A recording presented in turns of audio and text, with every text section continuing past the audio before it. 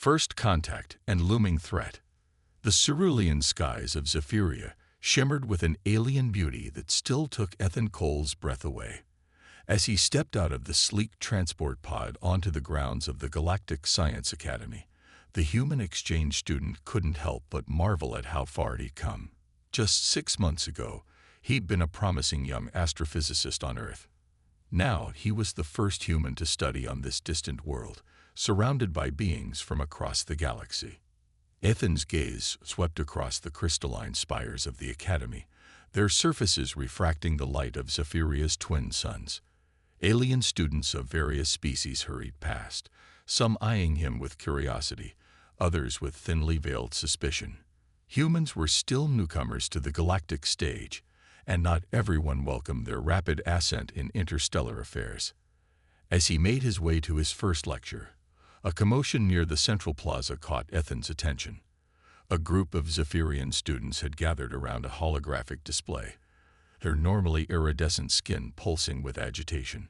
Ethan's universal translator picked up fragments of worried conversation.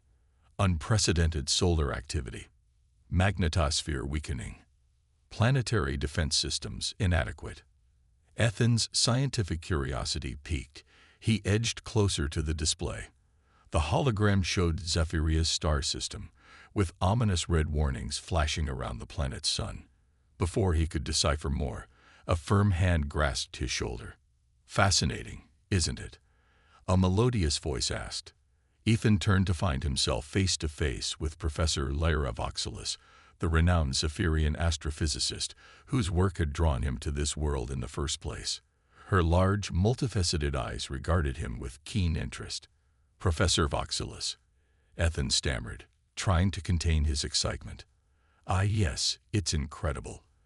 Is there something wrong with Zephyria's sun?" Lyra's expression grew somber. "Walk with me, Ethan. There's much to discuss, and I believe your unique perspective may be valuable." As they strolled through the Academy's lush gardens, Lyra explained the dire situation. Zephyria's sun had entered an unexpected phase of intense activity, bombarding the planet with levels of radiation far beyond what their protective systems could handle. If a solution wasn't found quickly, Zephyria would become uninhabitable within months. "But surely with your advanced technology," Ethan began, but Lyra cut him off with a gentle shake of her head. "Sometimes fresh eyes see what jaded ones cannot," she said.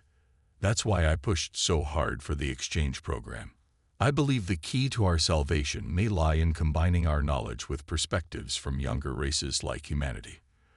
Their conversation was interrupted by the arrival of 3 young Zephyrians, their skin shimmering with the pearlescent hues that marked them as Lyra's offspring.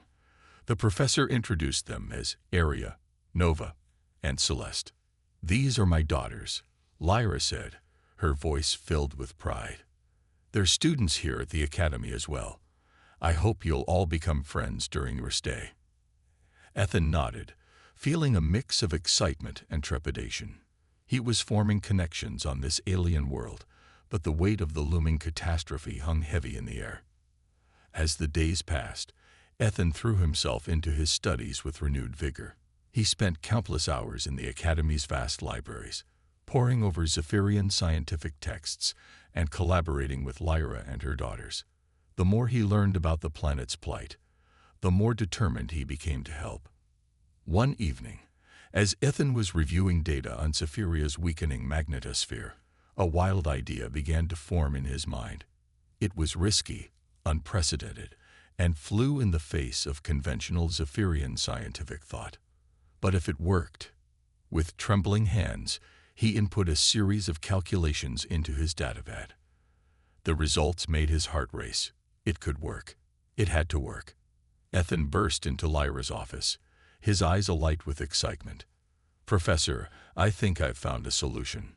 Lyra listened intently as Ethan outlined his plan. Her expression shifted from skepticism to cautious hope as he explained the intricate details. "It's brilliant," she said finally, her voice barely above a whisper. "Unconventional, dangerous even, but it just might save us all." As they began to refine the plan, Neither of them noticed the shadowy figure lurking just outside the office door, listening intently to every word. The race to save Zephyria had begun, but dark forces were already moving to oppose them. Ethan's journey on this alien world was about to become far more perilous than he could have ever imagined. Race against time. The grand chamber of the Zephyrian High Council buzzed with tension as Ethan stood before the assembled alien dignitaries. His heart raced, but he forced his voice to remain steady as he outlined his audacious plan to save their world.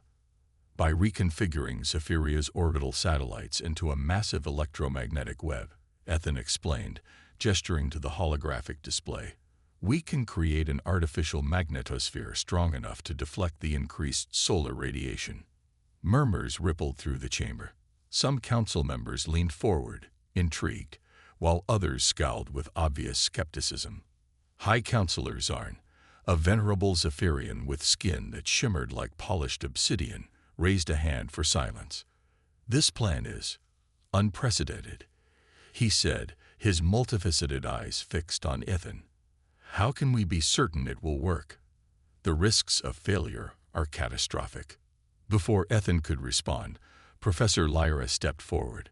Honored Council, I've reviewed Ethan's calculations extensively.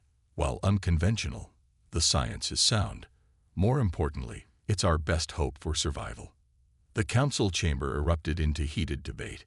Ethan watched nervously as factions formed, with younger council members rallying behind the plan while the more conservative elders urged caution. As the arguments raged, Ethan felt a gentle touch on his arm. He turned to find Aria, Lyra's eldest daughter, at his side. Her iridescent skin pulsed with concern. Don't let them intimidate you, she whispered. You're fighting for all of us. Ethan nodded gratefully, drawing strength from her support. When the council finally called for a vote, he held his breath. The result was close, but in favor of implementing Ethan's plan. As the chamber cleared, High Counselor Zarn approached Ethan and Lyra. You've won your chance, young human, Zarn said, his tone grave. But know this, if your plan fails, the consequences will fall on both your heads. As they left the council chambers, Ethan's elation at their victory was tempered by the enormous responsibility now resting on his shoulders. The real work was just beginning. Over the next weeks, Zephyria's scientific community mobilized with incredible speed. Ethan found himself at the center of a whirlwind of activity, coordinating teams, refining calculations, and overseeing the massive engineering effort required to repurpose the planet's satellite network. Throughout it all, Lyra and her daughters were his steadfast allies. Aria's brilliant engineering mind proved invaluable in solving the practical challenges of implementation.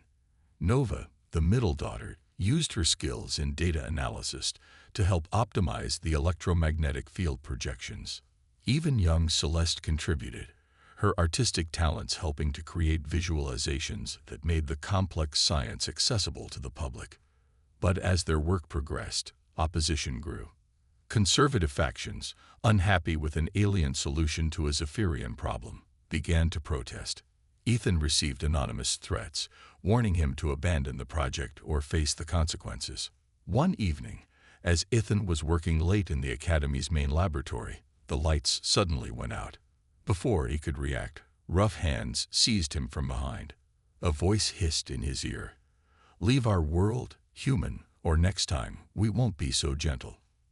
The attackers vanished as quickly as they had appeared, leaving Ethan shaken but unharmed. When he reported the incident to Lyra, her normally serene features hardened with anger. "This is unacceptable," she fumed. "I'll speak to the High Council about increasing security. We can't let fear and ignorance jeopardize our only hope of survival." As the deadline for activation drew near, the pressure intensified. Final simulations showed a high probability of success, but the margins for error were razor thin. Any miscalculation could spell disaster for Zephyria. The night before the system was set to go online, Ethan found himself unable to sleep. He wandered the Academy grounds, his mind racing with last-minute checks and contingencies. As he approached the central plaza, He was surprised to find Arya there, gazing up at the stars. "Couldn't sleep either?" she asked as he joined her. Ethan shook his head. "Too much nervous energy, I guess." They stood in comfortable silence for a moment, the beauty of Zephyria's night sky momentarily calming Ethan's anxieties. "Whatever happens tomorrow," Arya said softly, "I want you to know how grateful we are. You've given us hope when we thought all was lost." Ethan turned to her, struck by the intensity in her multifaceted eyes. "Zephyria has given me so much," he replied. "I couldn't stand by and do nothing." As the first rays of dawn broke the horizon, casting the crystalline spires of the academy in a warm glow, Ethan felt a surge of determination. Whatever challenges lay ahead, he was ready to face them. The fate of an entire world hung in the balance, and failure was not an option. Little did Ethan know that even as he steeled himself for the trials to come, unseen forces were moving against him. The race to save Zephyria was about to take a dangerous and unexpected turn. Sabotage and sacrifice. The control center hummed with nervous energy as final preparations for activating the electromagnetic web were underway.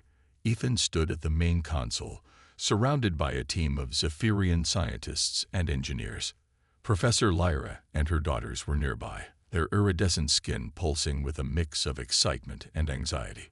"All systems are go," Arya reported, her voice steady despite the tension. "Satellite network is aligned and ready for activation."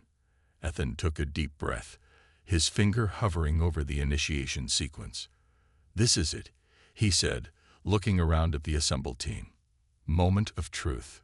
As he began the activation process, alarms suddenly blared throughout the facility. Red warning lights flashed across the control panels. "We're losing power to the main generators," Nova shouted, her hands flying over her console. Sabotage detected in multiple systems. Chaos erupted in the control room. Ethan's mind raced as he tried to assess the damage.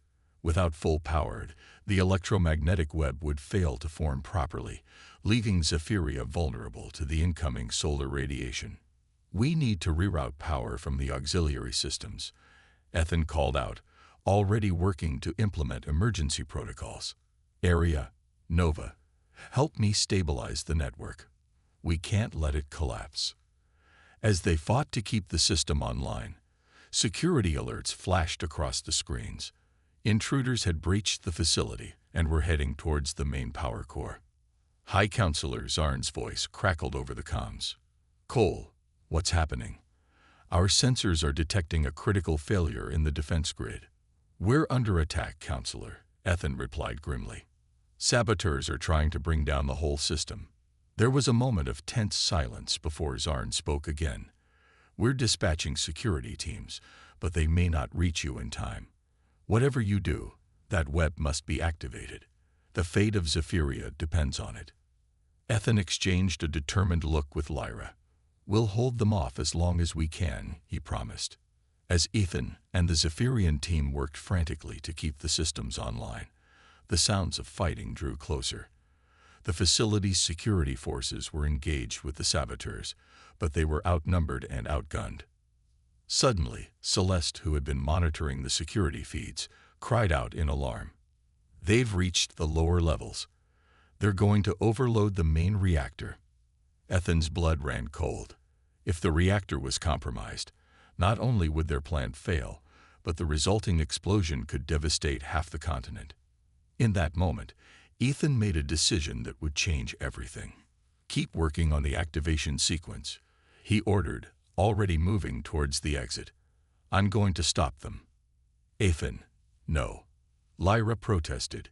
"It's too dangerous." But Ethan was already running, his heart pounding in his ears. He sprinted through the winding corridors of the facility, guided by Celeste's voice over his communicator.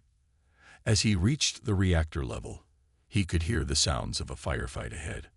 Rounding a corner, he saw a group of Zephyrian security officers pinned down by enemy fire. Beyond them, 3 figures in dark combat suits were working to overload the reactor systems. Drawing on courage he didn't know he possessed, Ethan dashed from cover to cover, narrowly avoiding energy blasts that sizzled past him. He reached the reactor controls just as one of the saboteurs turned to face him. Time seemed to slow as Ethan recognized the face behind the mask. It was Krell, a junior researcher who had always been openly hostile to the human interloper. Their eyes met for a fraction of a second before Ethan lunged for the emergency shutdown. A searing pain exploded in Ethan's side as Krell's energy weapon found its mark. But even as he fell, Ethan's hand slammed down on the shutdown sequence.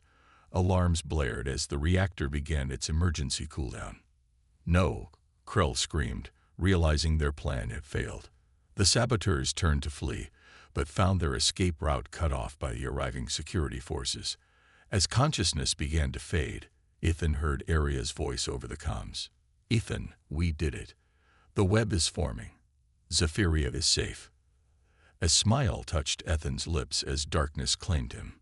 He had done it. He had saved their world. When Ethan awoke, he found himself in the Academy's medical bay, surrounded by worried faces. Lyra and her daughters were there, along with High Counselor Zarn. "You've done it, young human," Zarn said, his tone filled with genuine respect. "Zephyria owes you a debt we can never fully repay." As Ethan struggled to sit up, wincing at the pain in his side, Lyra gently pushed him back down. "Rest now," she said softly. "You've earned it. But know this, your actions today have changed everything. For Zephyria, and for the future of human-Zephyrian relations." As he drifted back to sleep, Ethan couldn't help but wonder what that future might hold. Little did he know that the greatest challenges, and the most profound changes, were yet to come.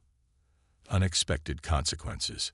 In the weeks following the activation of the electromagnetic web, Zephyria buzzed with a mixture of relief, gratitude, and uncertainty.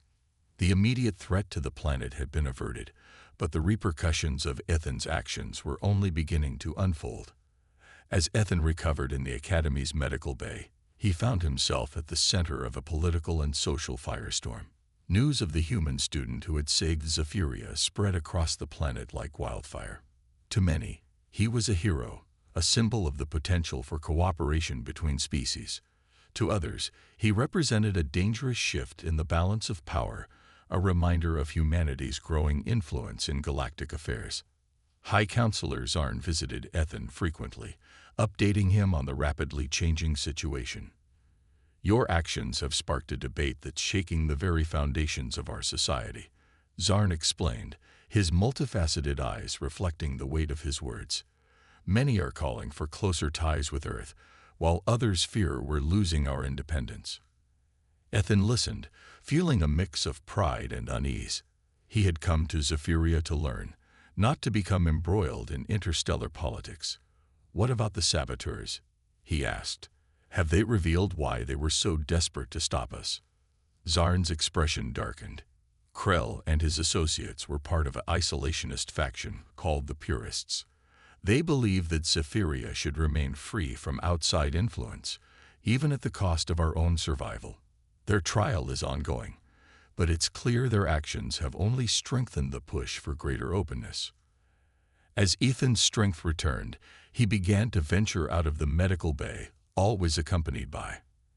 As Ethan's strength returned, he began to venture out of the medical bay, always accompanied by Aria, or one of her sisters. The reactions from other Zephyrians were mixed. Some approached him with gratitude, their skin shimmering with admiration. Others kept their distance, eyeing him with suspicion or even fear. One afternoon, as Ethan and Aria walked through the Academy gardens, a group of young Zephyrians approached them. Their leader, a student Ethan recognized from his classes, stepped forward. "We wanted to thank you," the student said, his voice filled with emotion. "You've shown us that we don't have to fear change, that sometimes the answers we need come from unexpected places." Ethan smiled, touched by the gesture. But as the group moved on, he noticed Aria's troubled expression.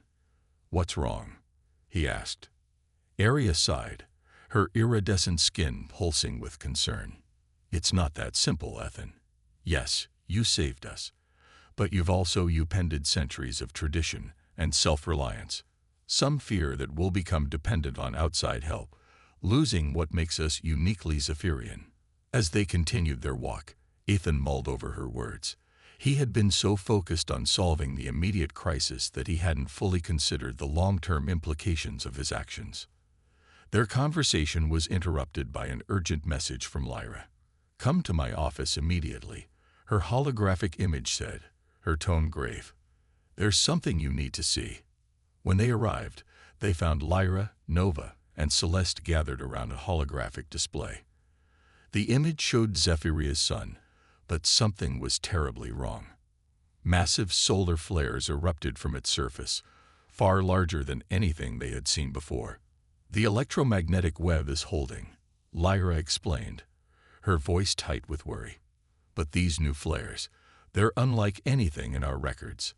The radiation levels are off the charts." Ethan studied the data, his mind racing. "The web wasn't designed to handle this level of activity," he said. "If it continues to escalate, Zephyria could still be rendered uninhabitable." Nova finished, her voice barely above a whisper. The room fell silent as the weight of this new threat settled over them. They had won the battle, but the war for Zephyria's survival was far from over. "There's more," Celeste said, pulling up another set of data. "We've detected unusual gravimetric readings from Zephyria's moons. It seems the increased solar activity is affecting their orbits." Ethan's eyes widened as he processed this new information.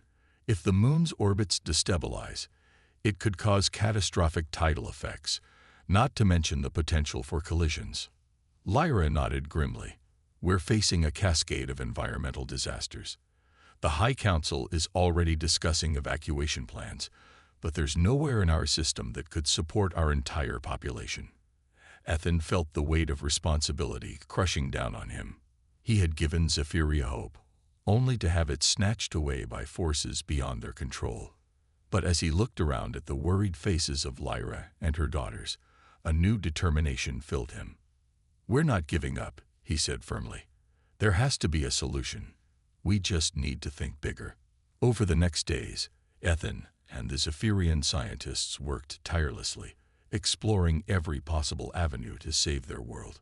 They considered everything from massive planetary engines to move Zephyria to a safer orbit, to experimental terraforming techniques that could help the population adapt to the changing conditions.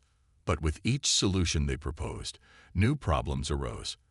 The technology required was often beyond their current capabilities, or the timelines were too long given the rapidly deteriorating situation. As frustration mounted, Ethan found himself spending more time with Aria. Her brilliant mind and unwavering support became his anchor in the storm of uncertainty. Together, they pored over ancient Zephyrian texts and cutting-edge scientific theories, searching for any clue that might lead to salvation. One evening, as they sat in the Academy's vast library surrounded by holographic displays and scattered datapads, Aria turned to Ethan with a hesitant expression. "Ethan," she said softly, "there's something I've been meaning to ask you, something that could change everything." Ethan looked up, intrigued by the intensity in her multifaceted eyes. "What is it?" Aria took a deep breath. "What if the solution isn't here on Zephyria at all? What if our best hope lies with your people, with Earth?" The question hung in the air between them, leaden with implications. Ethan's mind raced with the possibilities and the potential consequences of involving his homeworld more directly in Zephyria's plight. As he opened his mouth to respond, an urgent alert chimed on their communicators. High Counselor Zarn's voice came through, tense and urgent. "To all citizens of Zephyria," Zarn announced, "we have received a transmission from deep space. An unknown vessel is approaching our system at incredible speed. Its origin and intentions are unclear, but given our current crisis, we must be prepared for any possibility." Ethan and Aria exchanged a look of shock and uncertainty. Just when they thought the situation couldn't get more complex, the universe had thrown them another curveball. As they rushed to join Lyra and the others in the control center, Ethan couldn't shake the feeling that they were standing on the precipice of something monumental. The fate of Zephyria hung in the balance, and the arrival of this mysterious ship could tip the scales in ways none of them could predict.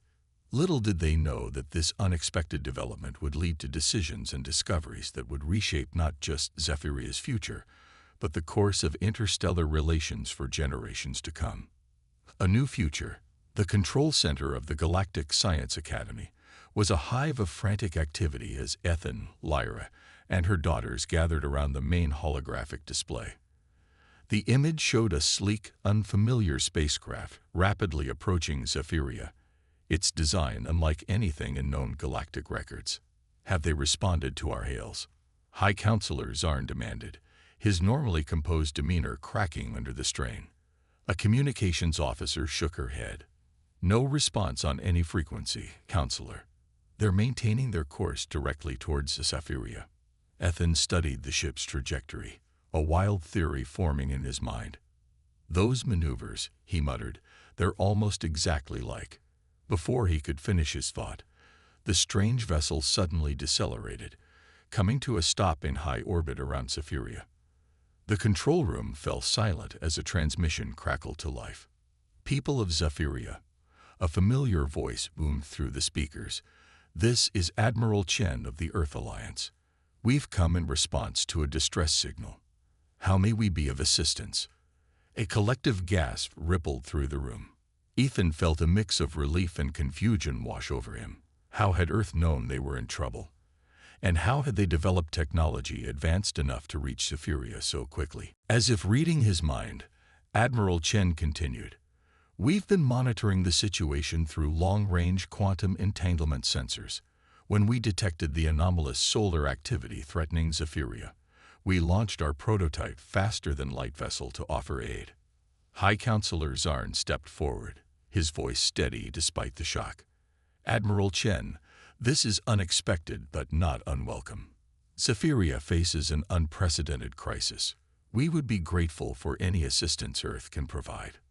Over the next hours, a flurry of diplomatic and scientific exchanges took place. Earth's ship, the ESS Horizon, carried a team of elite scientists and advanced technology specifically designed to combat extreme stellar phenomena. As Ethan worked alongside the combined Earth-Zephirian team, he marveled at how quickly the two species were adapting to work together. The humans brought fresh perspectives and technological innovations, while the Zephyrians contributed their deep understanding of their own star system and unique scientific principles. Arya approached Ethan during a brief lull in activity, her eyes shining with a mix of excitement and trepidation. "It's incredible," she said softly. "Everything we've been through, all the challenges we faced, they've led to this moment. Our peoples working together to save a world." Ethan nodded, feeling the weight of the moment. "It's more than that," he replied. "This could be the beginning of a new era of cooperation between Earth and Zephyria." As days turned into weeks, the combined efforts of the Earth and Zephyrian teams began to bear fruit.